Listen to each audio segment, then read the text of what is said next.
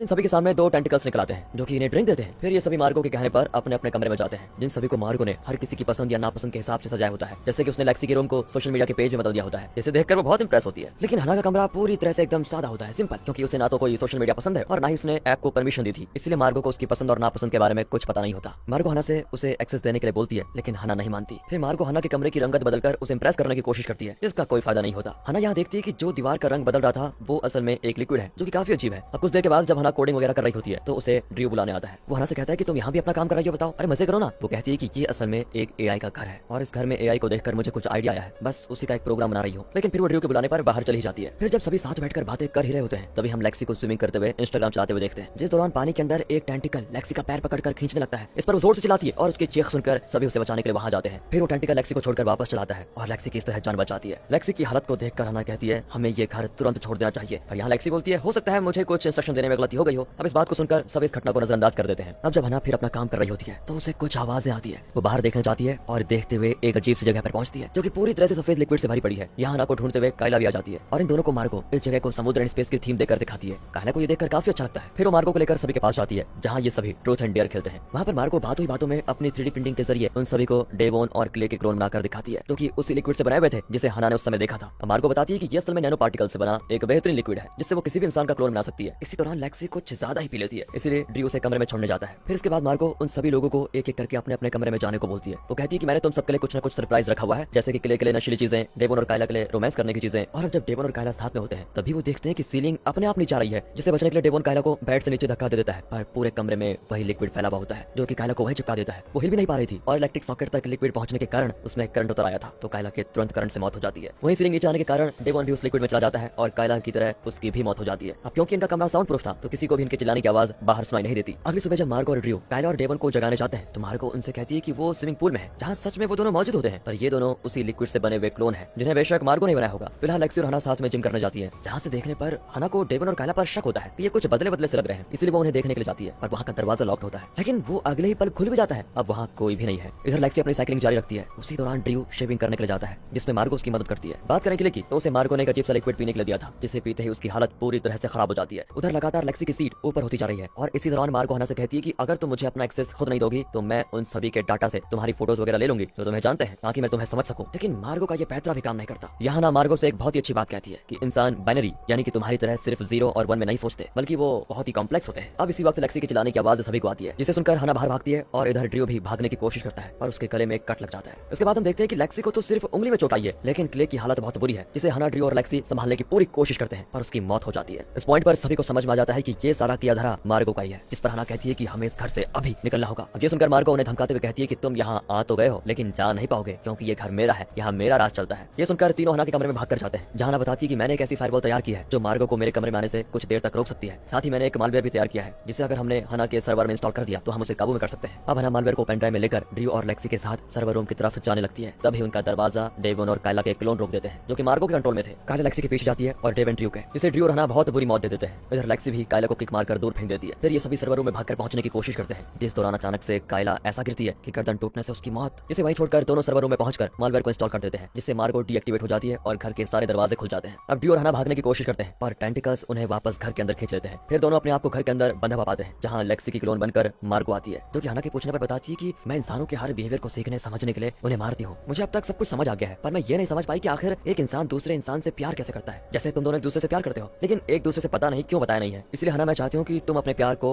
Drew से कह दो, नहीं तो मैं उसे मार दूंगी। हना यहाँ मार्गो को जब ड्रू के गले में चाकू लगाते हुए देखती है तो वो ड्रू से बता ही देती है कि मैं तुमसे प्यार करती हूँ। ये सुनकर मार्गो उसको छोड़ देती है, लगता है साइको है। और जब हना ड्रू को आजाद करती है तो मार्गो यहाँ हना के पीछे से टेंटिकल्स के जरिए उसकी जान ले लेती है। और ये देखकर ड्रू काफी दुखी होता है और उसके मरते ही वहाँ दूसरी हना आ जाती है। अब ये सब देखकर जब मार्गो पहली वाली हना की तरफ देखती है तो वो लिक्विड में बदल चुकी थी, यानी वो हना का क्लोन था। और ये देखकर मार्गो पूरी तरह से हैरान हो जाती है और गुस्से में ये वाली हना और ड्रू को भी मार देती है, मगर वो दोनों भी क्लोन थे। फिर उनके मरते ही एक और ड्रू और उसके बाकी सभी दोस्त वहाँ पर आ जाते हैं, जिसमें डेवन और कायला भी है। इन सब के दौरान पूरे समय असली हना और ड्रू सर्वर रूम में ही थे, जहाँ से हना ने मालवेयर के जरिए मार्गो को पूरा तो नहीं लेकिन इतना तो हैक कर ही दिया था कि वो उसको काफी देर तक बेवकूफ बना पाए। सारे क्लोन्स मार्गो से लड़ने लग जाते हैं, जिसका फायदा उठाकर हना और ड्रू भागने की कोशिश करते हैं। यहाँ फिर से मार्गो हना को पकड़ लेती है, जो देखकर हना की क्लोन मार्गो को ही मार देती है। फिर वो हना को भाग जाने के लिए कहते हैं। हना भी ड्रू के साथ बाहर आती है तो देखती है ड्रू भी असल में क्लोन ही है, क्योंकि वो इस घर से बाहर आते ही पिघल गया। दरअसल शेविंग के दौरान ही मार्गो ने ड्रू को मार दिया था, जिसके बाद उसने ड्रू का क्लोन बनाकर उसे हना के साथ फिक्स कर दिया ताकि वो हना की फीलिंग्स के बारे में जान पाए। पर क्योंकि वो ड्रू का क्लोन था तो उससे भी हना से लगाव हो गया। ड्रू की सच्चाई जानकर हना काफी रोती है। फिर वो जाकर कार में बैठ जाती है, जहाँ अचानक से ब्लूटूथ पर उसे लेक्सी का कॉल आता है, जो कि असल में मार्क